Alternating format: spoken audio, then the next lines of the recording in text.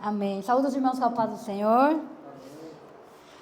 Pela graça de Deus, estamos aqui mais uma vez para aprender da palavra do Senhor. Amém.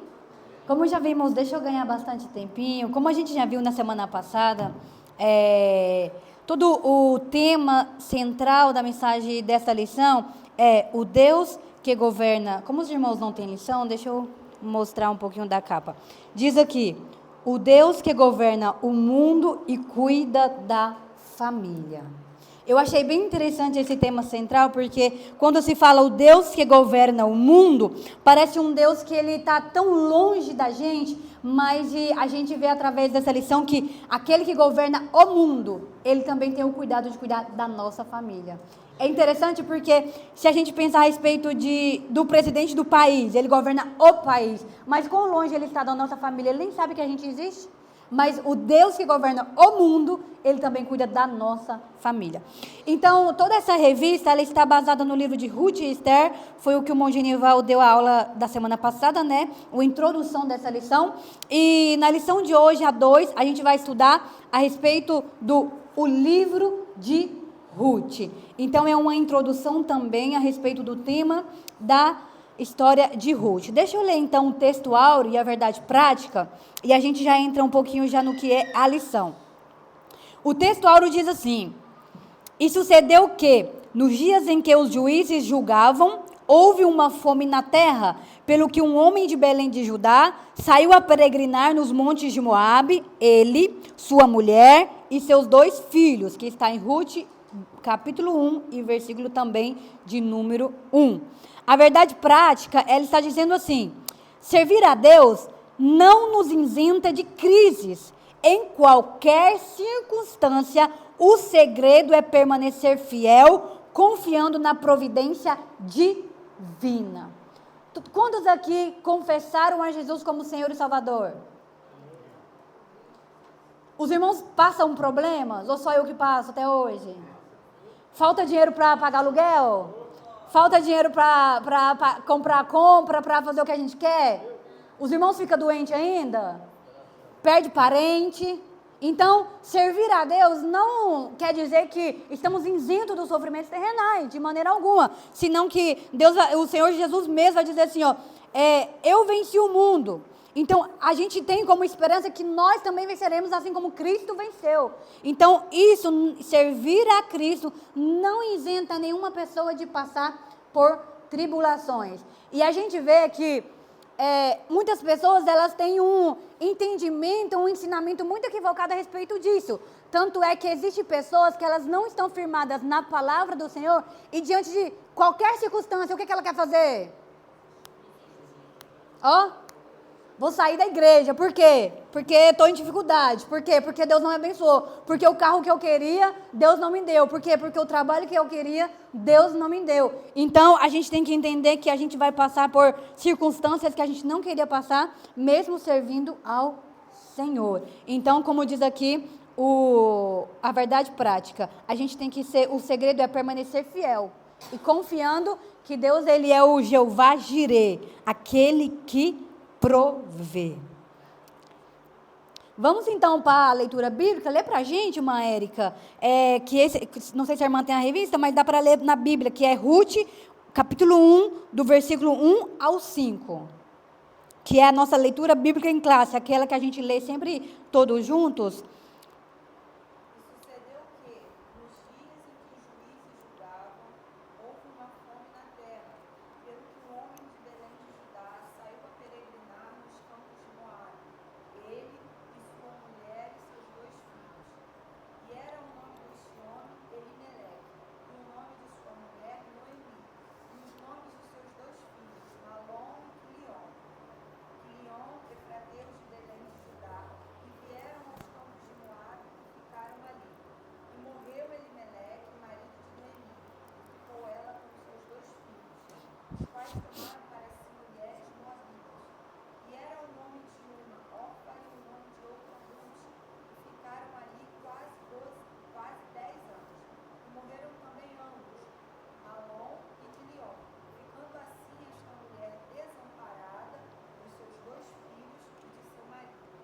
Ok, então são os primeiros versículos do livro de Ruth que está introduzindo a história. Antes de eu começar, eu já leio a introdução, porque já é 5h30, e assim eu já entro no que é todo o contexto deste aqui. Vamos lá. Olha o que diz a introdução. O livro de Ruth se destaca não apenas pela sua beleza literária, mas principalmente pela profundidade espiritual da sua mensagem.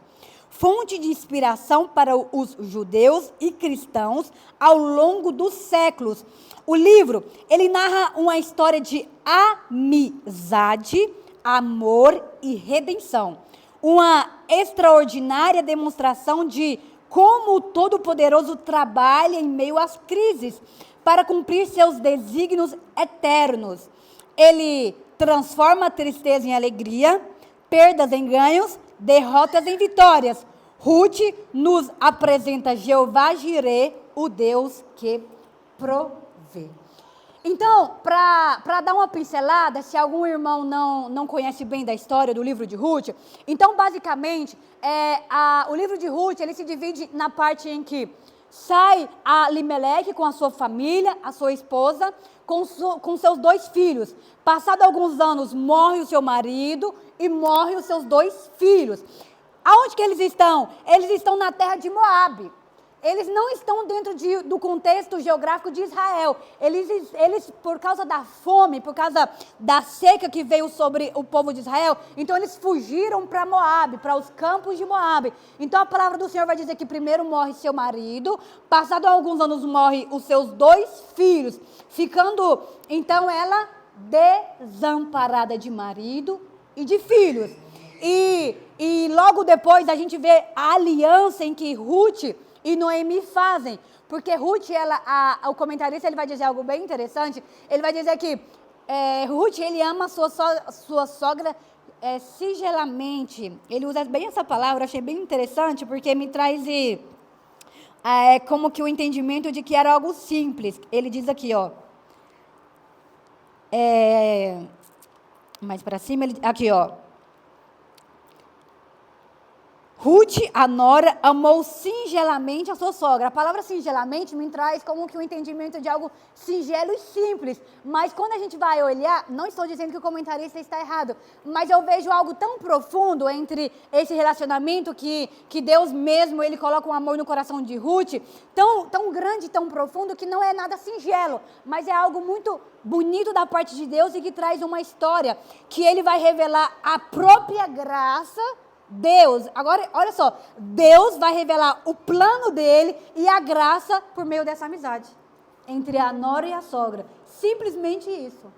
Como que Deus vai revelar? A gente vai ver no decorrer da lição, como que Deus, ele demonstrou o amor dele, como que Boaz era uma tipografia do próprio Cristo, como Ruth, ela representa a nós mesmos. Então, Deus, ele vai mostrar o amor dele através desta simples história. Deixa eu já entrar no primeiro tópico e a gente vai falando um pouco mais.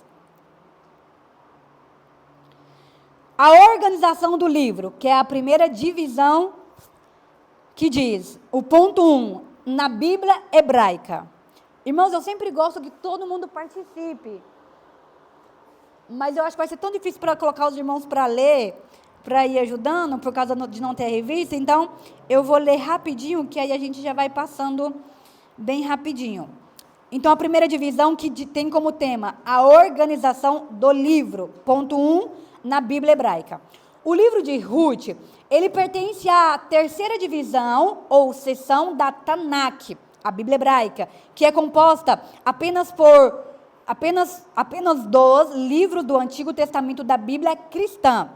Essa terceira seção é chamada Ketuvim, ou hagiografos, escritos.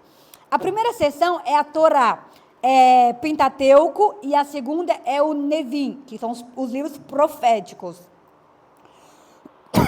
Dentre os escritos, que são 11 livros, estão os Megilhot, creio que a pronunciação deve ser diferente, mas 5 rolos, livros curtos lidos publicamente nas festas judaicas anuais.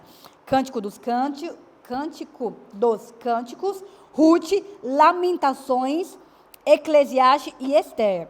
Em função de narrar fatos ocorridos durante a colheita, a leitura litúrgica de Ruth era tradicionalmente feita durante o Shavuot, Pentecoste, a festa da colheita. Então, aqui está falando mais um pouco da importância ou da parte teórica do livro de Ruth, que ele encaixa pela sua literatura dentro dos livros históricos. Deixa eu mais ou menos dividir para os irmãos entenderem.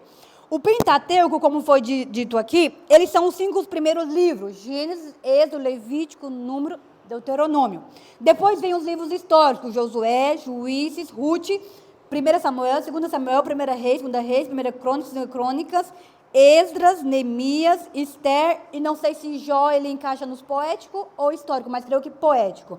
Então, ele é separado porque os 5 primeiros mostram a história de Israel, os outros também, mas é já mais mostrando a história. Logo vem os poéticos, que seria Salmos, Provérbios, Eclesiastes, Cantos de Salomão, que são os poéticos. Então, aqui está falando que tanto Ruth como Esther, quanto Canto de Salomão, era lido nas festas por causa da sua história sobre colheita, porque vamos falar também a respeito que era a época da colheita, quando ela e sua sogra voltaram para Israel. Então, é uma parte mais literária sobre isso aqui. É para dizer que eram lidos na festa que os israelitas tinham, e que Ruth fazia parte do campo dos livros literários ou históricos da nossa Bíblia. E também que era usado entre os judeus também como inspiração. E até os nossos dias de hoje, o livro de Ruth usado como inspiração para os nossos dias também. Vamos para o ponto 2, que diz, na Bíblia cristã, que no caso é a nossa. Enquanto a Bíblia hebraica está dividida em 3 seções, que são apenas Pentateuco, Profetas e Escrito, o Antigo Testamento da Bíblia cristã é composto de 4. Pentateuco, poético, histórico e profético. Então, os proféticos vai a partir de Isaías até Malaquias. Ruth está categorizado como livro histórico, foi o que eu acabei de dizer. Mas ele é identificado também por sua extraordinária beleza poética, empregando estilo e linguagem próprio do hebraico clássico.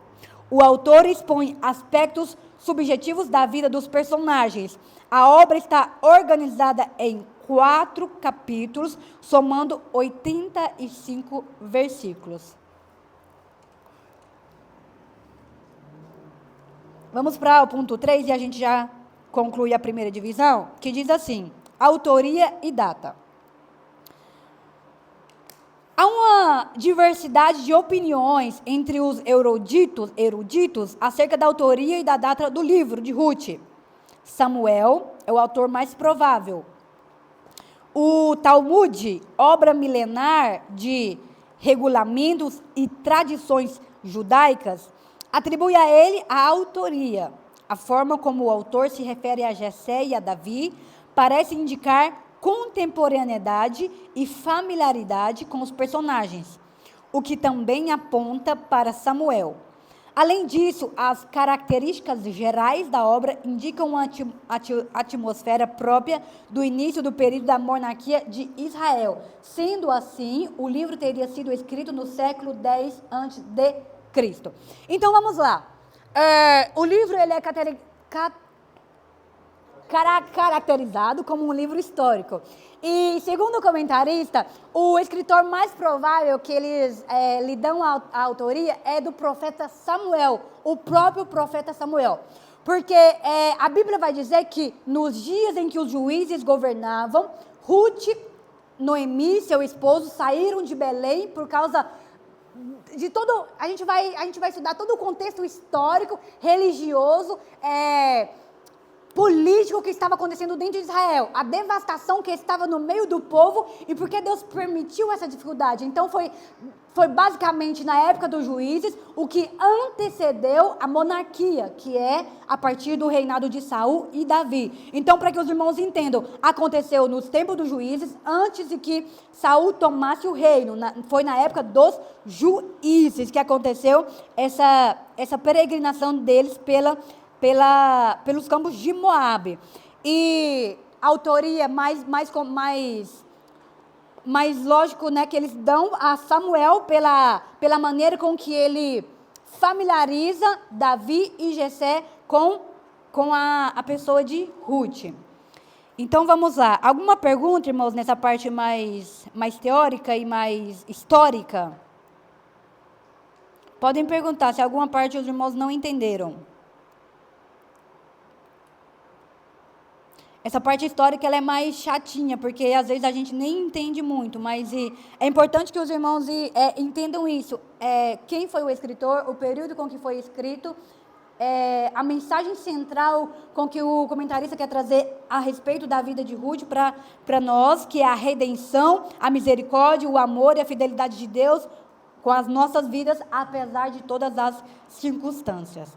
Vamos para, então, a segunda divisão, que já vai falar a respeito do contexto histórico. Aqui a gente vai entrar um pouco mais no que estava acontecendo naquele período.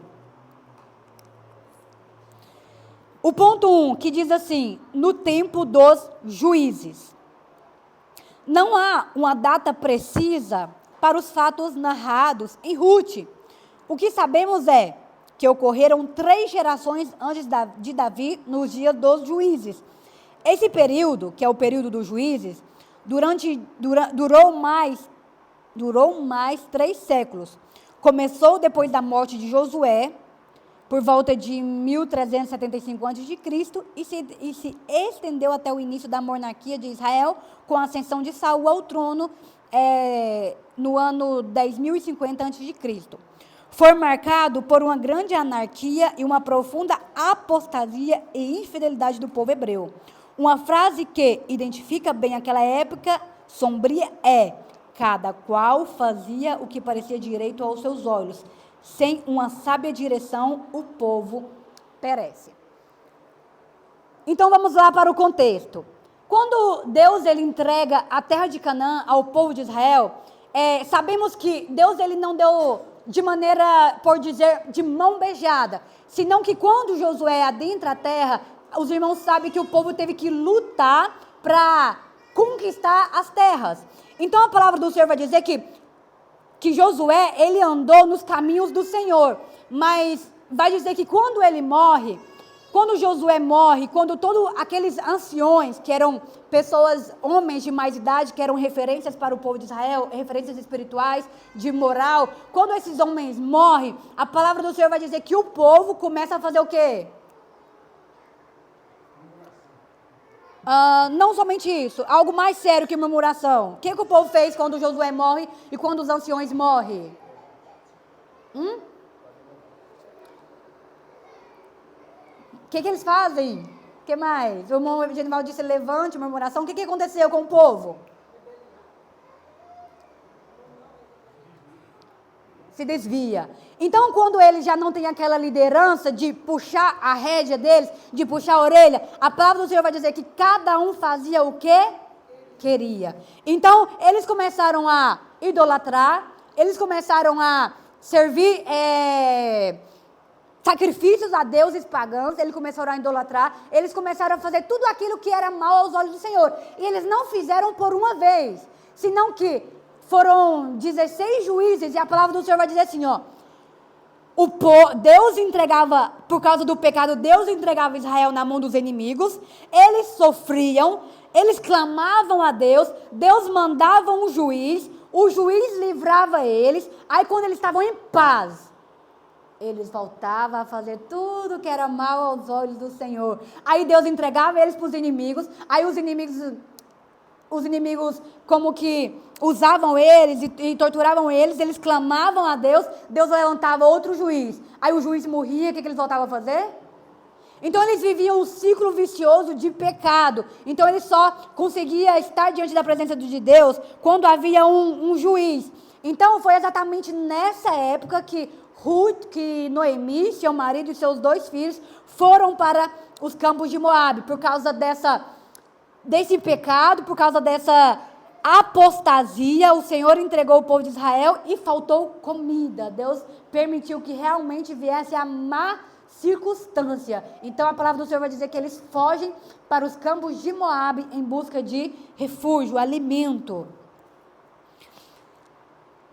Amém? Então, o que aconteceu com o povo logo após a morte de Josué? Se desviaram. E eles se desviaram só por uma vez? Durante todo o período dos juízes. E o que é diferente dos nossos dias de hoje? O que é diferente? Estamos diferentes? A gente é diferente? O comentarista vai dizer que a frase sombria daqueles dias eram: cada um fazia o que queria. O que é diferente essa frase de nós? Cada um faz o que quer. Às vezes a gente tem a liderança, a gente tem o pastor e até a liderança de Deus, resumindo em tudo. A gente faz o que bem parece aos nossos olhos. A gente não está nem aí para que o Senhor, o que Ele quer, a gente não está nem aí, a gente passa por cima de qualquer liderança. A gente tem essa inclinação para fazer o que a gente quer. Isso é rebeldia, isso é pecado. Vamos para o ponto 2, que diz assim: secularismo, hedonismo e idolatria. Depois da morte de Josué e dos demais líderes do seu tempo, levantou-se uma geração que não tinha profunda comunhão com Deus e não conhecia o que ele havia feito ao povo hebreu. Israel cedeu ao estilo de vida pecaminoso dos cananeus e foi atraída à adoração dos seus deuses. Secularismo e hedonismo sempre levam a grandes tragédias morais e espirituais. O pervertido culto a Baal, o deus da chuva, a Astarote, a deusa do sexo e da guerra, passou a ser praticado pela nação hebreia em um degradante nível de imoralidade e idolatria. A falta de uma liderança espiritualmente madura e temente a Deus causa prejuízos incalculáveis ao povo do reino de Deus. Não basta ter carisma para liderar, é preciso ter caráter aprovado.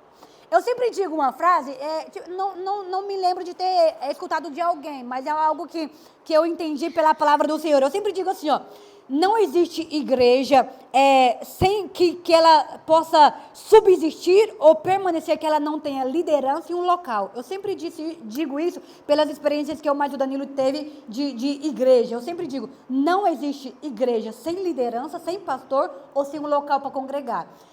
Às vezes a gente diz assim, irmã Leia, pode fazer culto nas casas. Irmãos, isso é por um tempo, ninguém aguenta isso. Não tem igreja que vai permanecer 500 anos sem que tenha um local para congregar e sem uma liderança. Observe bem, quando Deus decide enviar o Pentecoste, antes que ele enviasse o Pentecoste, a palavra do Senhor vai dizer que Pedro se levanta. Não é o sentido que Pedro estava sentado. Está dizendo que é aquele momento em que Deus capacitou Pedro para ser o líder da igreja. O Espírito Santo, ele não se move aonde tem desorganização. Não existe. Primeiro o Espírito Santo organizou a igreja, quem estava fugido trouxe, o líder levantou, organizou para que ele movesse. Isso é tão real. Vamos fazer um culto aqui e todo mundo começa a correr, pular, sobe nas cadeiras e continua cantando, orando para ver se o Espírito Santo se move. Porque não existe. O Espírito Santo, ele age de acordo com organização. Ele age na organização. Por isso a igreja, ela tem todo as suas hierarquias, os seus departamentos, porque é um trabalho organizado. E os irmãos podem observar que a partir do momento que se desorganiza, a coisa não anda. Tira a liderança das irmãs, tira a liderança da juventude, tira a liderança da escola bíblica e deixa só um líder e todo mundo assim fazer o que quer. Não vai. Por isso que a igreja tem essa organização. E o comentarista, ele disse algo aqui muito importante a respeito da liderança. Ele diz assim, não existe só ter carisma, senão que a liderança, ela tem que ter maturidade espiritual. Às vezes, a gente eu sempre digo algo assim, o que o Senhor Jesus tinha de diferente, que quando os próprios fariseus, escribas, via ele pregando e dizia assim, esse aí é diferente. Esse aí fala como alguém que tem autoridade. Para você reconhecer uma autoridade na vida de uma pessoa, isso é baseado na palavra do Senhor, mas é um resumo meu próprio mesmo, né? Eu tenho para mim 3 coisas, é como esse trípode aqui. Eu tenho para mim que é um tripé na vida de qualquer líder, para que eu reconheça a autoridade na vida do Monte Genival. O que é? Conhecimento da palavra, testemunho e poder. Era as 3 coisas que Jesus tinha: conhecimento da palavra, testemunho e poder, para que qualquer pessoa reconheça a sua liderança. Não adianta o irmão Felipe ser o líder dos obreiros e prega bem, fala bem aqui no púlpito, mas ele é uma pessoa muito conversador, ele promete muito, não cumpre, ele é de mentirinha, ele é de comprar e não pagar. Irmãos, não adianta. Não, ninguém reconhece a autoridade na vida dele. A gente vai ouvir o que ele vai falar, mas vai sair no ouvido e vai entrar no ouvido e sair no outro. A gente não vai reconhecer a liderança. Como? Sem credibilidade. Não adianta um líder que ele não tenha conhecimento da palavra do Senhor. Eu estou tratando de liderança da igreja. Não existe, irmãos. Todo líder, como diz Paulo, ele tem que ser apto para ensinar, para corrigir, para redaguir, para disciplinar. Tem que ter conhecimento da palavra, para que eu possa reconhecer a liderança na sua vida. E ele tem que ter poder através do Espírito Santo de Deus. Todo líder, irmãos, tem por obrigação de ter poder e graça de Deus na vida dele. Por que as pessoas criam que Jesus ele era o Messias? Porque reconheciam a liderança que ele tinha pelas maravilhas e o poder que ele operava. Não era só balela que saía da boca de Jesus, mas quando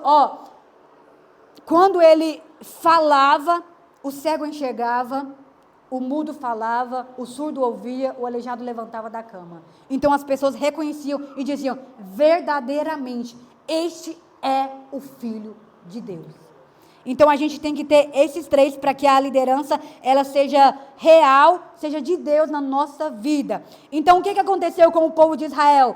Eles estavam assim: quando tinha um líder para puxar a orelha deles, eles eram crentes. Quando o líder não estava, eles não eram. Irmãos, muito cuidado. Por quê? A nossa fé, ela tem que ser basada e firmada, primeiramente, em Cristo e na sua palavra. A mãe da Alice, ela não pode estar aqui só porque o pastor Zé Reis está aqui ou porque a pastora Adade está aqui. Tem crente, eu vou falar bem abertamente, tem crente que só vem no culto se souber que o pastor está aqui. Se ele souber que o pastor não está, ele nem faz questão de vir no culto. Tem crente que se ligar para ele hoje e falar assim: a partir de hoje não é o pastor Zé Reis que é o pastor da igreja, ele desvia. Porque a fé dele, a comunhão dele está firmada no pastor, na pessoa do pastor. Então não existe isso, irmãos. A nossa fé, independentemente de quem seja a nossa liderança, ela tem que estar firmada em Cristo. Josué morreu, o povo desviou. Tem crente, se o pastor José Reis morrer, é capaz que desvia também. Então é isso, a gente tem que entender que a nossa fé, ela está firmada em Cristo, independentemente de quem seja a nossa liderança. Aí alguém disse: não, irmã Leia, eu não sou assim. Deixa o pastor te contrariar. Aí você vem e me fala. Né, irmão Mival? Tem gente que se o pastor contraria ele, mas é birrento. Então, irmãos, a gente tem que ter a nossa fé não firmada na liderança. A liderança, sim, ela tem que ser um exemplo, ela tem que ter um espírito de maturidade, ela tem que ter comunhão com Deus, mas também não é a nossa base de fé e de salvação. É Cristo.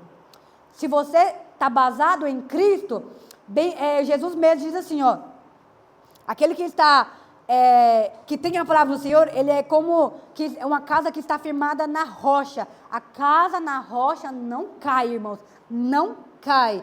Mas se você firmar em homens, você vai se decepcionar muito. Então vamos para, antes de eu fechar aqui o 2, a respeito da liderança de Josué, a respeito de secularismo, hedonismo e idolatria. Idolatria, todos os irmãos sabem o que é. Idolatria é você apostatar do Deus da sua fé e você servir a algo que não existe, que não é real e que é contra a vontade de Deus. É como você se idolatrar com o Baal, com Astarote, com Diana, como eles faziam antigamente, e você se afastar de Deus e se prostrar diante de outros deuses. Agora, a idolatria do século 21 são deuses feitos por mãos?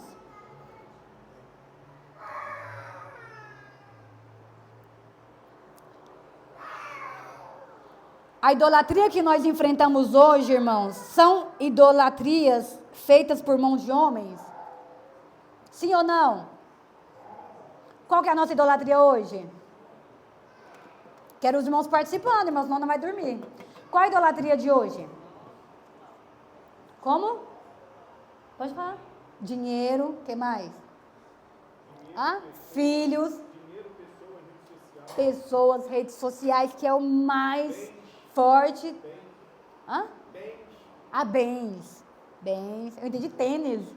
Bens materiais. Então, a gente está livre da idolatria? Não. Ela somente se encapou. Ela só deu uma disfarçada, mas a gente continua também com o espírito da idolatria.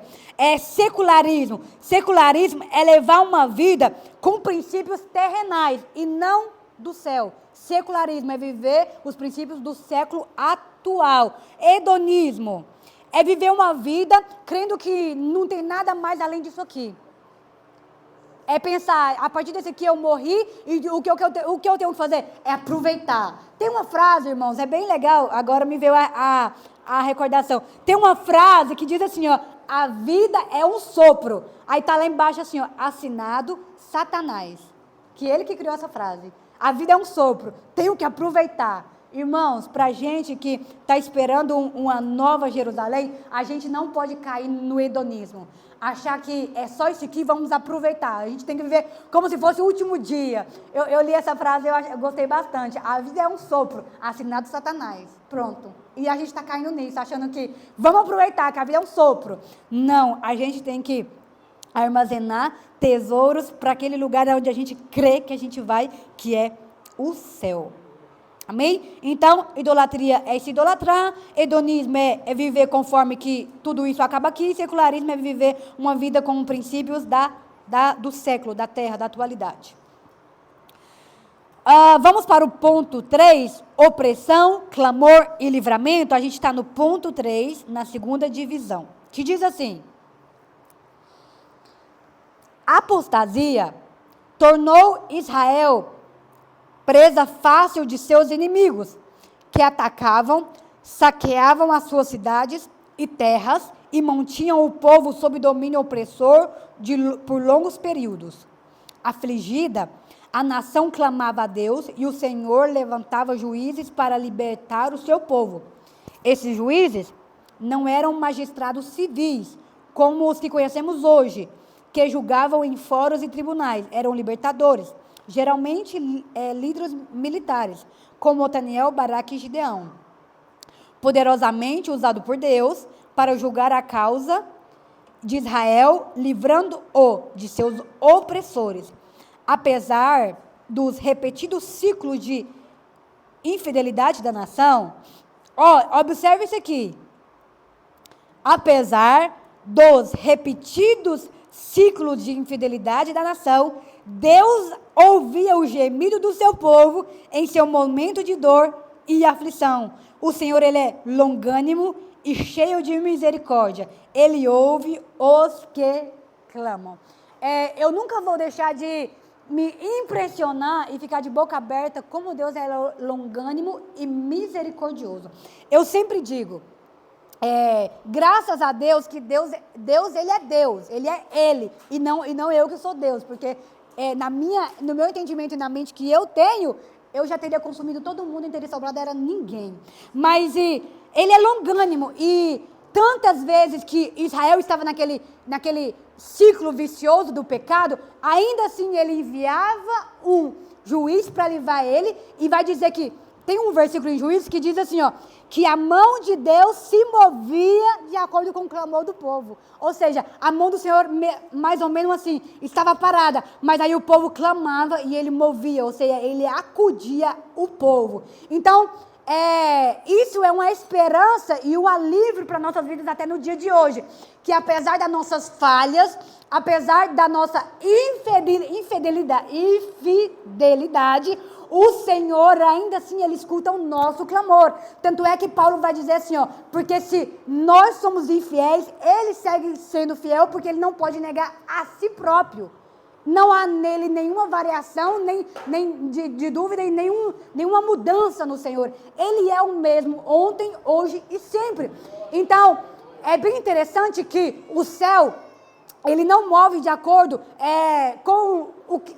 Não é a terra que manda ordens para o céu, porque a gente acha assim que Deus trabalha de acordo com o que acontece aqui. Não, o Senhor, Ele trabalha de acordo com os desígnios dEle, de acordo com a vontade dEle, de acordo com o propósito dEle. Então, pensando assim, então eu tenho o direito de fazer o que eu quero? Tipo, se Deus trabalha de acordo com a maneira dele, então eu posso pecar e fazer o que eu quiser, então. Nos dá esse direito? Ao contrário, o ser humano, quando ele bate de cara com a graça de Deus, é aí que acontece a mudança. Eu escutei uma frase que diz assim, a cruz, ela é um espelho.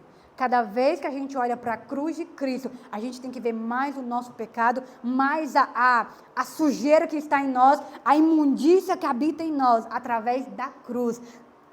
Por mais que Ele é longânimo e misericordioso, essa longanimidade e misericórdia, ela tem que me trazer constrangimento. Eu sempre digo assim, ó, a nossa maneira de corrigir é disciplinando. Por exemplo, a Érica tem 3 filhas. Se as filhas dela teimam com ela, ela vai bater. E ela não está mal, porque a disciplina, ela evita que a pessoa se torne uma rebelde, um desobediente. Então, voa copo na casa dela, voa prato, hora que as meninas desobedecem ela.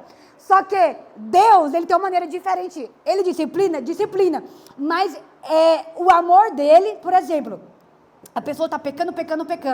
Aí Deus vai lá e abençoa ela. Aí você pensa assim, a pessoa vai achar que pode pecar. Não, o amor de Deus nos constrange. O irmão Felipe, ele me maltrata, mas eu só faço bem para ele. Um momento ele vai se constranger com a minha bondade e com o meu amor. Então, Deus, além dele nos disciplinar, o amor dele também é uma maneira de nos puxar para trás. Eu estou falando de mim agora, eu me desviei. Eu acredito que eu não fui, acredito eu, né? Não sei da visão de Deus. Não fui uma pessoa que me baguncei muito na vida. Eu não bebia, não fumava, não me drogava. Só porque mesmo assim, eu fico pensando assim, ó, quanto tempo eu passei fora dos caminhos do Senhor, não queria saber de igreja, eu não gostava de ir na igreja nem para visitar. Por quê? Porque me constrangeu o apelo no final do culto. Eu falava, é tão chato esse negócio aí na igreja, aí faz o apelo, você não quer voltar, as pessoas ficam naquela insistência. Eu não gostava por essa parte de ir na igreja. E eu fui criada na igreja. Mas hoje eu penso assim, ainda assim Deus teve misericórdia da minha vida. Irmãos, isso me envergonha demais, me constrange o amor de Deus. Porque se fosse eu mesmo, eu teria entregado na mão de Satanás e falado assim, toma aí conta, já que ela não quer nada com nada. Então, o amor e a misericórdia de Deus nos traz de volta para diante da presença dEle. A bondade dEle faz a gente se diante dEle. As misericórdias que se renovam a cada dia. Pensa para que os irmãos pensem um pouco. Todos aqui pecamos todos os dias, sim ou não? A Bíblia vai dizer que a misericórdia dele se renova a cada manhã. Ou seja, hoje à meia-noite, às 0 horas, se Deus teve misericórdia de você hoje, que dia que é hoje? 14 de... Que mês nós tá? Julho. Se Deus teve misericórdia de você hoje, durante esse dia, amanhã começa do 0 de novo. Olha para você ver. Se isso não é amor. Se isso não é graça e misericórdia de Deus. Por isso que tem um versículo que diz assim, é melhor cair na mão de Deus, que Ele tem misericórdia, do que na mão do homem, que não tem. Então, realmente, é de constranger o amor que o Senhor Ele tem pela gente. Então é isso, resumindo o ponto 3, a opressão, clamor e livramento. O povo era oprimido, porque Deus permitia, eles clamavam e Deus livrava. Foram anos e anos, todo o tempo de juízes aconteceu desta maneira. Vamos para o ponto 3, que diz assim, propósito e mensagem.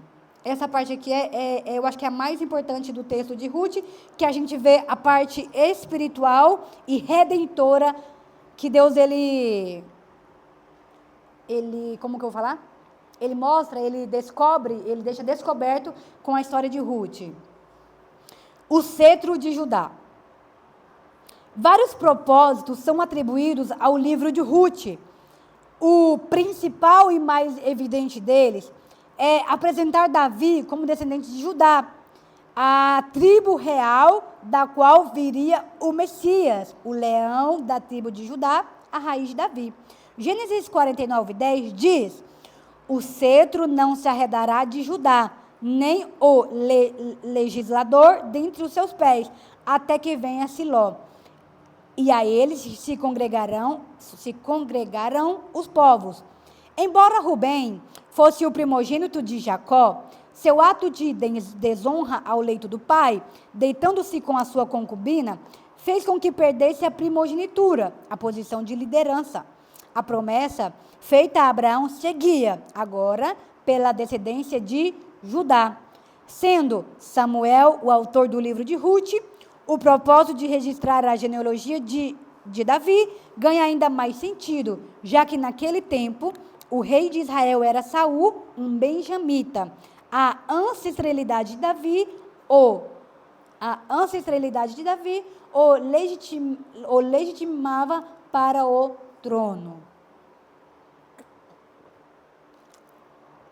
Então vamos lá, o cetro de Judá. Nós sabemos que não somente Davi, mas o próprio Senhor Jesus, ele veio da tribo de Judá. Judá era um dos filhos de Jacó, a sua mãe era Lia ou Leia, né, em algumas traduções. Então, aqui o comentarista está dizendo que o primeiro filho que Leia teve, ou Lia, foi Rubem. Porém, Rubem, ele se deitou com uma das esposas do seu pai, com uma concubina, sendo esse um pecado muito grave diante dos olhos do Senhor. E não por causa desse pecado, ele anulou a promessa que ele tinha feito a Abraão, senão que ele seguiu com a promessa de fé, porém a promessa da descendência de Abraão, porém agora sobre a vida de Judá. Às vezes a gente pensa assim, por que a Bíblia ela tem tanto essa parte da genealogia que fala fulano era filho de Cicrano, Cicrano de Bertano, e assim em seguida. Irmãos, o principal propósito é para provar para todas as gerações que Jesus, ele é da descendência de Davi, de Abraão e de Adão, que Deus não mudou o plano dele em momento algum. É para mostrar que tudo aquilo que Deus tinha falado por meio da boca dos profetas se cumpriu letra a letra, para mostrar que Davi, ele era descendente de Abraão e que Jesus via da descendência de Davi. Olha como que a graça de Deus e misericórdia, ela não se estende somente a nós, mas senão que todo aquele que crê e confessa Ele como Senhor e Salvador. Ruth, ela não era uma israelita, ela era uma moabita. Os moabitas, eles eram filhos do pecado de Ló com a sua filha, que tem a descendência dos moabitas. Eles eram inimigos do povo de Israel. Quando Israel estava do Egito passando para Canaã, precisava passar nos territórios de Moabe. E o rei não deixou. Falou, não vai passar aqui.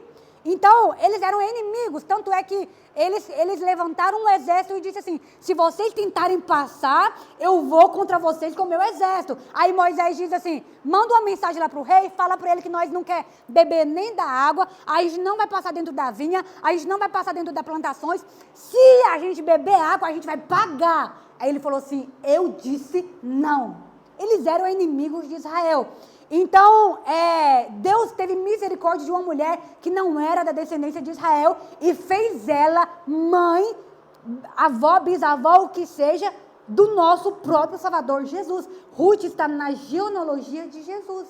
Então, a gente vê como que a graça de Deus, ela se estende a todos aqueles que crê. No momento que Ruth disse assim para Noemi, o teu Deus será o meu Deus, o teu povo será o meu povo, a tua terra, a tua nação será a minha nação. Ela estava confessando que ela cria no Deus de Israel. Então, Deus a usa como instrumento. Às vezes a gente pensa assim, que os planos de Deus, ele só está limitado a essas 4 paredes e somente as pessoas que se sentam nessa cadeira. A gente tem isso. A gente, como crente, a gente duvida que Deus vai usar um que está lá no mundo. A gente duvida que Deus vai usar um que é de outra igreja. Irmãos, eu aprendi que Deus, ele tem múltiplas maneiras de trabalhar. Múltiplas maneiras de usar. É bem engraçado que o pessoal fala assim, se Deus usou um jumento, não vai usar nós? Realmente, Deus, ele usa quem ele quer, independente de raça, cor, nacionalidade, se está aqui nessa igreja ou não. Ele usa quem ele quiser. Pode ser presbiteriana, pode ser da igreja do véu, pode ser quem ele quiser. O Senhor, ele usa outras pessoas fora dos assembleianos, fora da igreja Assembleia de Deus na Califórnia. Ele usa muitas pessoas. Amém? Hoje a gente estava até comentando a respeito disso, falando a respeito de caráter, né? A gente estava comentando um pouco disso, que o caráter, ele não é somente para quem é crente, mas eu disse, eu falei, ao contrário, tem gente que não é crente e tem muito mais caráter que nós, de mamana caducando, tipo assim, de trás e de frente. Às vezes eu conheci pessoas que não são crentes, que se deve, paga e não deixa, sabe? Tem sempre o seu nome limpo, que gosta de fazer ações sociais, que se tem compromisso, cumpre, sabe? Eu conheço pessoas que não são crentes e que dão a sua palavra e cumpre, não são mentirosas, não gostam de mentira. Então, o caráter, ele não é só para crente, ele é para todo mundo que é um ser humano. A Bíblia, ela é inspiração não somente para a igreja, mas é para o mundo. Ela é base de moral para todas as nações. A nossa Bíblia, ela é base de moral ético para todas as pessoas. Então, às vezes Deus vai usar até um de fora que tem mais coragem. Irmãos, entenda uma coisa. Se tem um estilo de pessoa que Deus não usa, é preguiçoso e covarde. Irmãos, se você tem preguiça de fazer a obra do Senhor, esquece. Se você tem medo, esquece. Deus, ele nem chama. Deus, ele tem prazer nas pessoas que têm alegria, que têm coragem de fazer a obra dele. Preguiçoso e covarde, o Senhor, ele dispensa da obra dele. Então, o Senhor, ele vai usar quem? Porque o Senhor, ele é dono de tudo, ele é dono da nossa vida, e por que ele não vai usar os filhos dele? Então, vamos passar, senão a gente não termina. Eu li sobre o amor e redenção, eu parei no centro de Judá, né? Então, vamos lá. 2, amor e redenção. A mensagem principal de Ruth é o amor de Deus e seu plano de redenção da humanidade. Como representantes de judeus e gentios, respectivamente, Boaz e Ruth, prenunciam a derrubada da parede de separação. Olha, é o que eu estava falando. Não existe mais judeus, gentios, preto, branco. Acabou. E essa diferença entre Ruth ser moabita e ele ser israelita, Deus já mostrava aí o plano dele na redenção. Porque os israelitas, eles tinham um pensamento assim, Deus só ama a nossa nação, é só a gente, é só nós, é só o nosso grupinho aqui, Deus não tem plano para ninguém. E em momento algum, Deus disse que seria somente a descendência de Abraão, momento algum. A promessa era, através de ti, quem seria abençoado? Todas as nações. Então não é só para o povo israelita. O problema é, Israel não entendeu o propósito. Porque todas as nações viriam a Cristo através deles. Eles não entenderam. Então Deus derruba aí a parede da separação. A redenção é vista no livro no sentido literal e tipológico. Boaz é o parente remidor que preservou a descendência de Elimeleque, mas é também um tipo de Cristo, nosso Redentor. Então, olha que interessante, como que Deus desvendou o mistério dele. Ruth representa nós, os gentios, nós, os pecadores, aqueles que estavam fora da graça de Deus, representa totalmente todos aqueles que não conhecem a graça de Deus. Boaz representa Cristo, por quê? Quem era Boaz? Boaz, quando o marido de Noemi morre e seus filhos, a gente sabe que para que a descendência ela se tornasse, para que ela continuasse, o parente mais próximo tinha que se casar com a esposa viúva e levantava a descendência. Levantava a descendência para Boaz? Não, era para o parente que morreu. o nome de Boaz não aparecia na descendência. Ou seja, ele abria mão de um direito dele para ceder direito para outra pessoa. Quando os filhos de Judá fizeram isso com Tamar, que eles não queriam, o mais novo, o mais velho morreu, o mais novo não queria dar descendência para o mais velho, então toda vez que eles se deitavam, ele não plantava a semente nela, plantava fora porque ele não queria dar descendência por mão dele. Isso pareceu mal aos olhos do Senhor e Deus matou ele. Então, porque era por direito da viúva que o parente mais próximo se casasse com ela, tomasse ela como responsabilidade financeira, de marido, de pai, de tudo, tomava como responsabilidade. Então, o Boaz, ele é um tipo de Cristo. Ele pagou o preço para que o Elimeleque lá e os seus filhos tivessem descendência. Então, é o mesmo que Cristo fez. O que Paulo vai dizer em Filipenses, capítulo de número 2, a partir do versículo 15? Ele vai dizer assim, porque Cristo, na minha tradução diz assim, que ele não se aferrou, ele não se apegou a ser a Deus, nem igual a Deus, senão que ele abriu mão de tudo e ele se fez homem, imagem semelhante de um servo. Para quê? E se humilhou a si mesmo até morte de cruz. Para quê? Para que Cristo fez isso?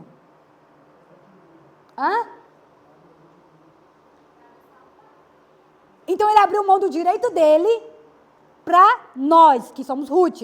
Então foi exatamente isso. Deus revela através de Boaz e de Ruth o plano dele, que era entregar o filho dele por uma pecadora que não estava dentro da graça, colocou ela dentro da graça, quebrou toda essa separação que fazia entre israelita e gentil e fez de todos os povos um só povo.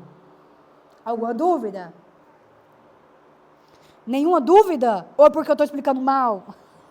De alguma coisa, alguma coisa, irmãos. Então Deus mostrou aí o plano dele da salvação e redenção através da vida de Boaz e Ruth, amém? Então como é que aconteceu? Vamos ver se o irmão entendeu, porque ninguém está com dúvida. Como que foi que aconteceu? A respeito do plano que Deus mostrou através de Ruth e Boaz? O plano da redenção? Alguém me explica um pouquinho? Irmãos, eu perguntei, tinha dúvida, ninguém falou que tinha.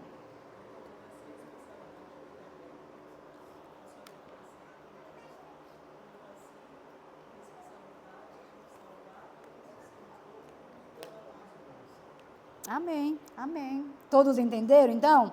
Que Boaz, ele era uma tipografia, um exemplo de Cristo, mostrando a graça que ele teve com Ruth, né? Porque ele teve dó dela, misericórdia, né? Porque ninguém faz isso. E para dar descendência ao sogro dela, ao marido dela, abrindo mão do direito dele, foi a mesma coisa que Cristo fez pela gente. Nos tomou como responsabilidade dele e nos deu a salvação. Amém? Glória a Deus por isso? Ou os irmãos ficou tristes por causa disso? Os irmãos estão com cara que está triste.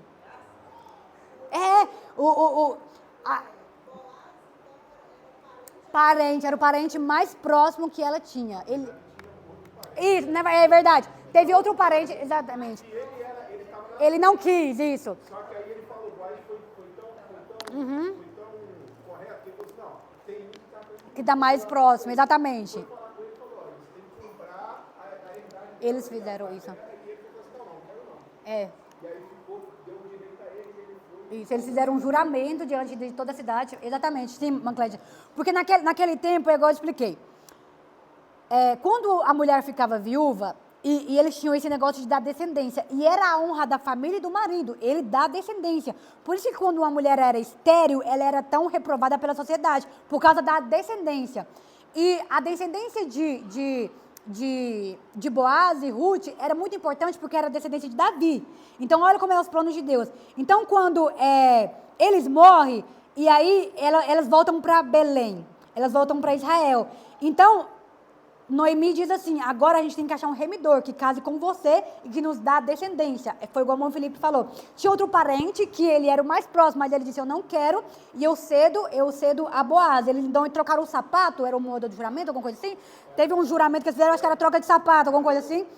E ele tomou a responsabilidade, ele quis, né? Ele quis, por misericórdia, tomar a Ruth como esposa e dar um neto a Noemi, que não, ele, por dizer assim, o pacto não era dele, mas ele comprou essa briga para ele. Foi o mesmo que Cristo fez, pagou um preço que não era dele. Exatamente isso, foi essa a história. Boaz fez exatamente o que Cristo fez por nós, pagou um preço que não era dele. Por quê? Porque Boaz, irmã Clédina, poderia escolher a esposa que ele quisesse, ter o filho dele e botar o nome dele na genealogia. Ele abriu mão disso, ele deu genealogia para Elimeleque. A irmã entendeu? Ele fez um favor. Exatamente, ele fez uma graça, é o que nós também temos, um favor não merecido. Foi exatamente o que ele fez. E Ruth, ela não era uma israelita, ela era uma mulher de um povo pagão. Então é nós, representa nós, um povo que estava fora da graça de Deus e que Jesus, quando ele casou com a gente, ele trouxe a gente para se tornar povo dele. Vale a pena ressaltar que não é bem o que você está falando, mas é muito importante de falar. Isso tudo foi motivado porque Boaz viu na atitude de Ruth lá atrás. Que ela foi uma mulher boa com a sogra dela. Olha só, ele deixa claro isso, ele fala, não, o que você fez com a sua sogra é importante. É bem interessante isso que o irmão Felipe está falando, porque entre a pessoa de Ruth e Noemi não havia nenhum parentesco sanguíneo, nenhum. Então, por isso que aqui o comentarista vai dizer, bem na introdução, que todo o contexto da história de Ruth e Noemi é uma amizade.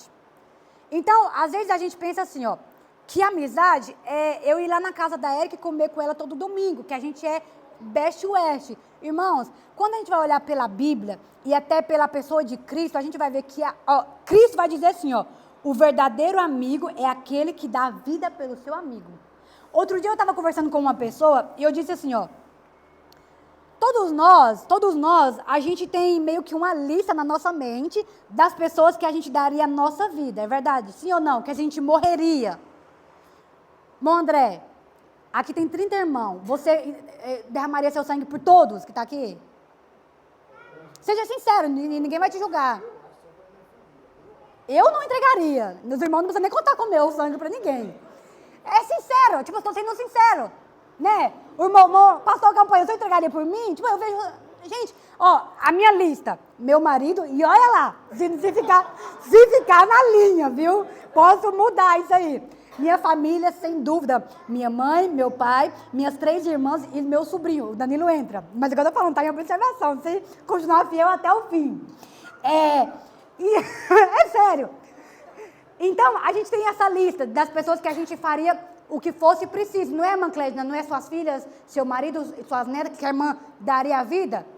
Então, a amizade, eu acho que é quando você olha para uma pessoa e fala assim, eu daria a vida por essa pessoa se fosse preciso. Eu derramaria o meu sangue. Se precisasse de um rim, eu ia lá e doava. Entendeu? Então, a amizade é isso. Ruth, ela não era parente, mas ela criou um vínculo de amizade tão forte que ela deu a vida dela para dar uma posterioridade que não era nem dela, era do marido dela, porque era nem o nome dela que ficava, mas era o nome do marido dela. E ela não era nem israelita, senão que ela tomou o Deus dela, o povo dela e a missão dela. Então, realmente foi um nível de amizade, uma aliança, igual de Jonatas e Davi. É por isso que eu falo, amigo é aquele que você olha e que você fala, eu dou a vida por você. Jonatas e Davi era dessa maneira, eles davam a vida um pelo outro. Eu amo esse versículo, porque disse que a alma deles se ligaram e que Jonatas amou a Davi mais do que as próprias mulheres que ele tinha. Então, assim, se você for olhar, você vai dizer assim, é estranho falar que um homem ama o outro homem mais do que as mulheres dele. Tipo assim, a gente já leva para a parte mais baixa. Mas não, de verdade que quando é tipo assim, de Deus e que é uma amizade sincera, irmãos, realmente, que você dá vida se for preciso. Você toma como família. Tanto é, por isso que Salomão vai dizer assim, ó, que na hora da angústia tem amigos mais chegados que irmãos. Os parentes te abandonam. O amigo que é amigo de verdade não te abandona. Não abandona, irmãos. Às vezes o marido vai embora, os filhos vão embora, o que é amigo não abandona. Não estou dizendo que amigo é mais importante que família. Não estou dizendo de amizade mesmo. Não é nesse sentido. Agora, eu deixo essa reflexão para os irmãos, já que nós entramos nesse tema, para que os irmãos se perguntem para si mesmos, não precisa responder. Você tem um amigo? Você tem um amigo, alguém que você olha e fala assim, aquela pessoa, ela daria a vida por mim. Se eu precisasse de um pulmão, ela me dava o dela. Fica com essa pergunta, se a gente tem amigo ou só a gente que come na nossa casa? Conhecidos. Então vamos passar para fidelidade e altruísmo. Parei aqui. Então já estou concluindo, né? Então vamos lá. Fidelidade e altruísmo. O livro de Ruth abre uma janela que nos permite ver que nem tudo era treva nos dias dos juízes. Havia um remanescente fiel que temia a Deus e foi usado por ele para cumprir os seus propósitos. Em um mundo de crescente iniquidade, o justo vive pela... Outra eloquente mensagem do livro é o valor do altruísmo, em que predominava o egoísmo.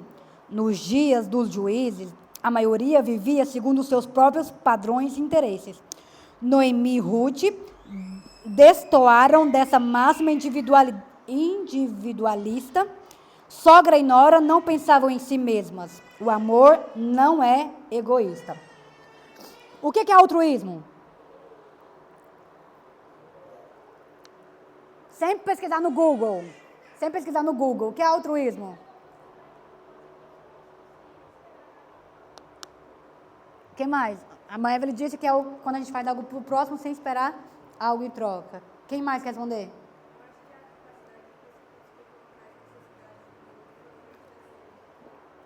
Conseguir colocar a necessidade dos outros acima da sua. As duas respostas estão certas. O que mais? Alguém mais quer completar? É basicamente o que a... Queria falar de novo, Fernanda? Você ia falar alguma coisa? Quem ia falar?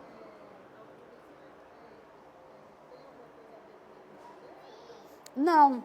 É quase o que a Evelyn e a Fernanda disse. E o pastor também.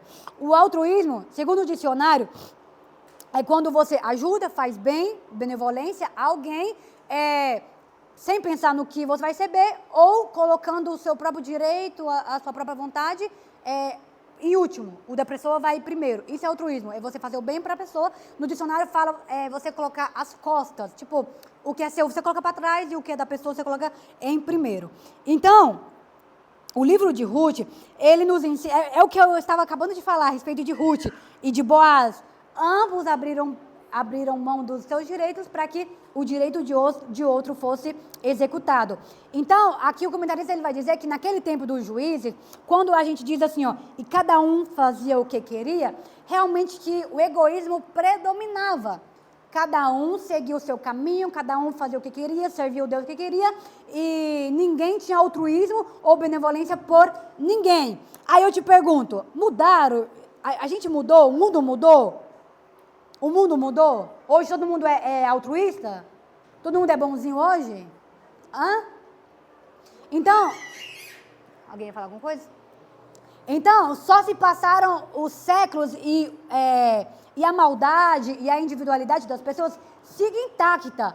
Hoje em dia, as pessoas, elas são boas até o momento de você pisar no calo delas. A verdade é essa, somos bonzinhos até o momento da gente pisar no calo das pessoas. Eu sempre digo isso assim, quer conhecer um crente, eu sempre digo isso, quer conhecer um crente, pisa no calo dele. Eu digo sempre isso, quer conhecer alguém, pisa no calo dele. A atitude dele revela quem ele é. Então, se você mexe no dinheiro, a pessoa se transforma.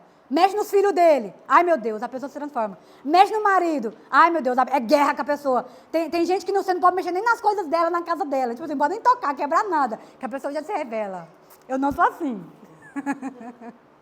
Só não gosto de bagunça. Então, realmente que as pessoas são boazinhas até o momento que você tira elas da paciência. Então, por quê? Porque a gente é muito individual. A gente quer ver o bem nosso. A gente quer estar na nossa paz, no nosso mundo, na nossa comodidade. Tipo, não quero que o irmão André me incomode, não quero que o irmão Clóvis me incomode. A gente é muito individualista, a gente quer o nosso bem.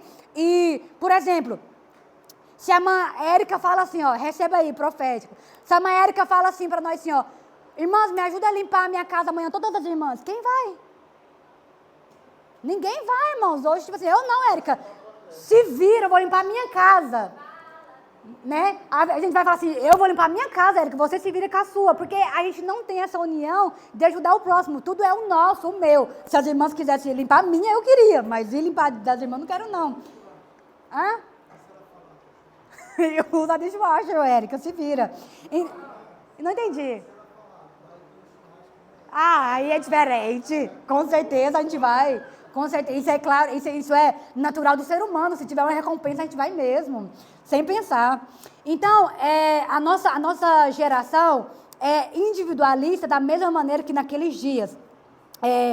Por isso que às vezes a obra do Senhor, por isso que ela sofre tantas perdas, muitas das vezes, porque a gente anda só olhando para o nosso umbigo.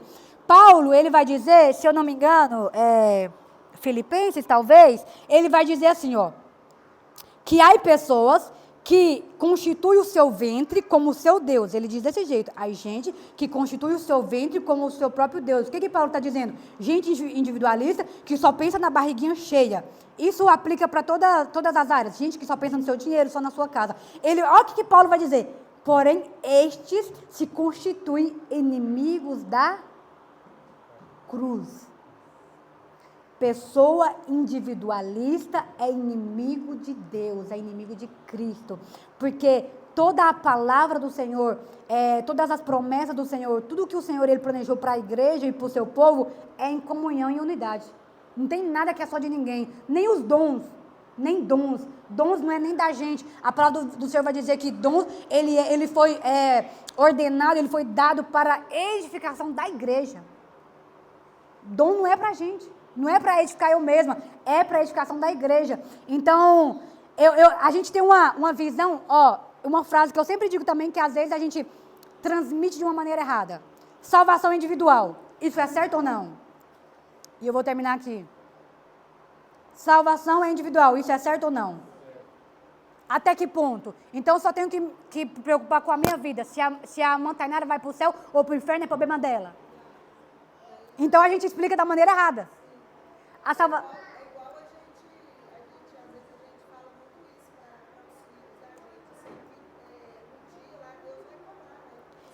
Então é isso, a gente não é que é errado a frase salvação individual, porque eu não posso carregar ninguém. Isso é certo, eu não posso levar o irmão Genival até a porta do céu e falar, tá aqui, tá entregue. Não, só que a salvação em si, ela é uma unidade. A gente tem que querer que todos vaiam. A gente tem que querer que toda a nossa família se salve. Porque se eu sou preocupada só com a minha salvação, eu sou um individualista, eu estou errando. E a gente, a maioria das vezes, a gente erra. Fulano caiu no pecado. O que a gente fala? Problema dele. A salvação individual. Então isso é errado sim, a partir desse ponto de vista é muito errado. A gente tem que se preocupar sim com aquele que se caiu, a gente tem que preocupar sim com aquele que se desviou, a gente tem que preocupar sim com toda a igreja para que todos se salvem. Para que todos.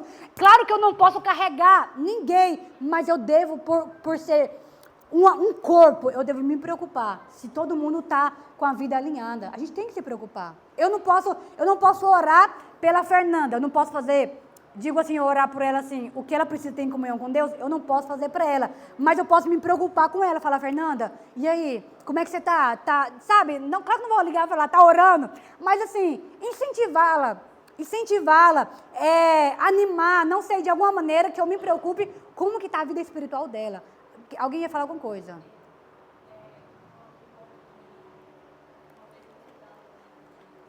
Uhum.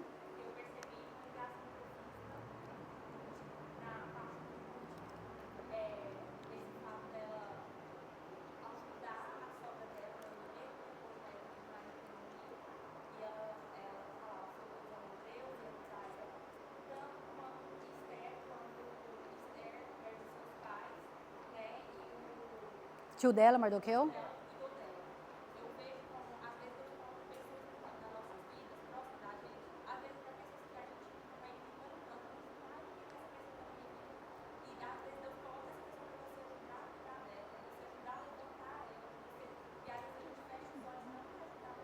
Uhum.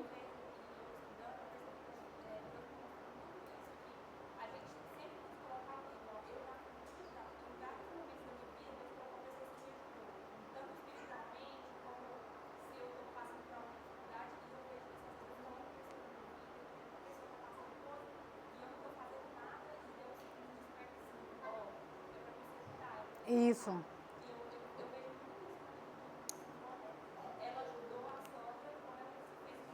Aham.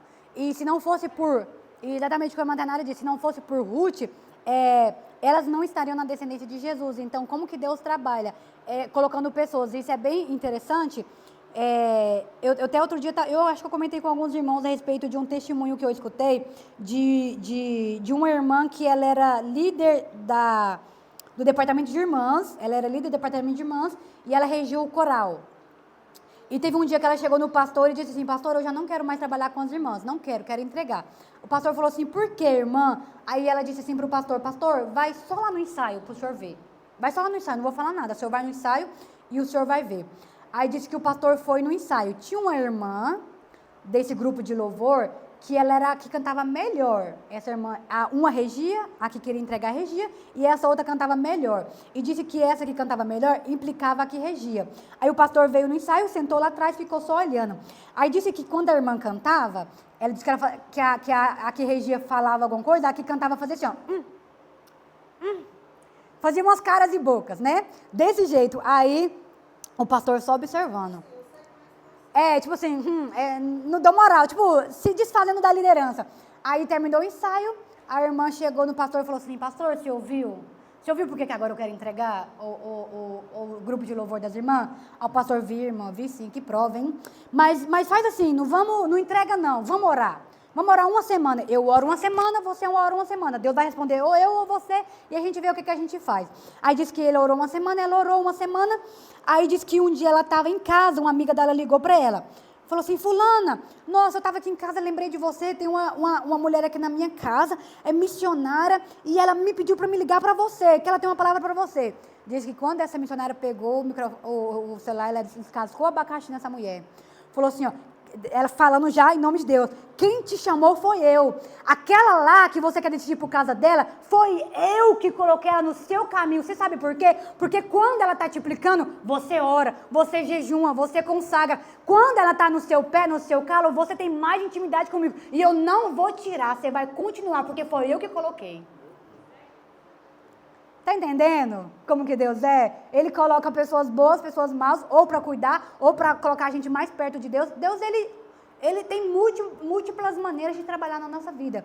Então é isso, Deus ele trabalha nas circunstâncias adversas, quando a gente clama, ele ouve o nosso clamor, e ele derrubou toda a separação que havia entre povos, e a graça dele é abundante, nem por isso a gente vai pecar, ao contrário, a gente vai se constranger e se humilhar diante da presença dele. Agradeço a oportunidade e devolvo aqui ao irmão Genival.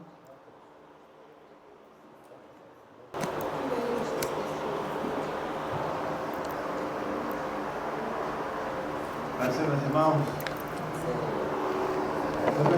Amém. Uma aula tão boa dessa, você não pode ouvir, não. Parabéns, irmã Léa. Boa aula. Deus continue te abençoando. Amém. O horário já foi. Vamos ler a nossa conclusão, irmãos. Diz assim, o livro de Ruth nos ensina que, a respeito da incredulidade e dos pecados do homem, Deus sempre trabalha para cumprir o seu desígnio, sem violar o princípio do livre-arbítrio humano.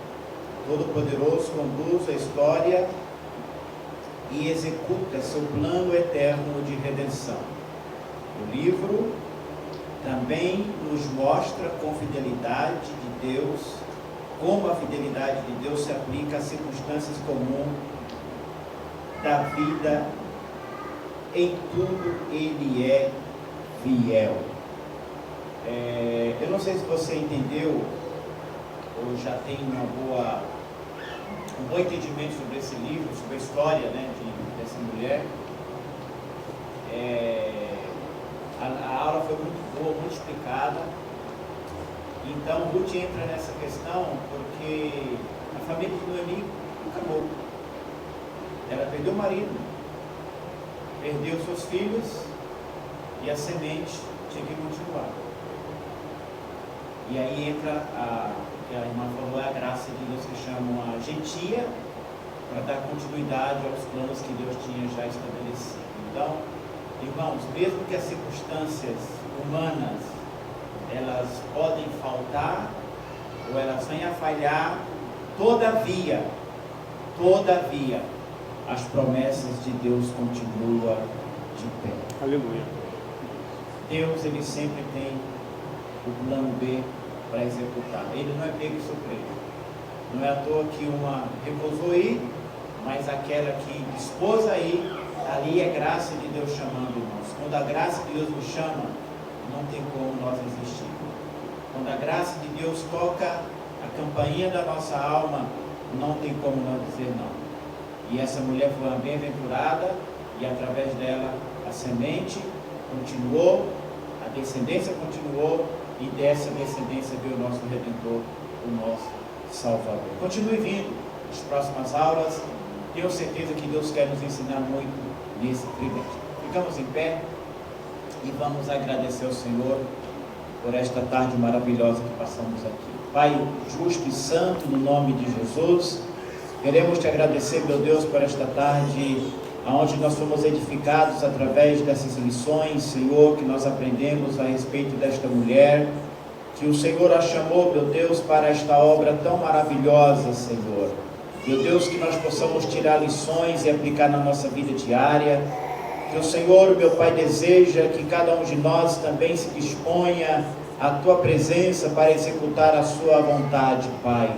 Meu Deus, que tudo aquilo que nos segura, que nos prende, meu Deus, que não deixa que nós sejamos esse tipo de pessoa no Teu reino, Pai, que seja nesta tarde destruído, Pai, todas as amarras, todas as algemas, meu Deus, que nós venhamos ter esse espírito voluntário de altruísmo, Senhor, que nós venhamos dispor, meu Pai, para fazer o Teu querer, a Tua vontade, Pai, porque essa é a missão que o Senhor colocou sobre as nossas vidas.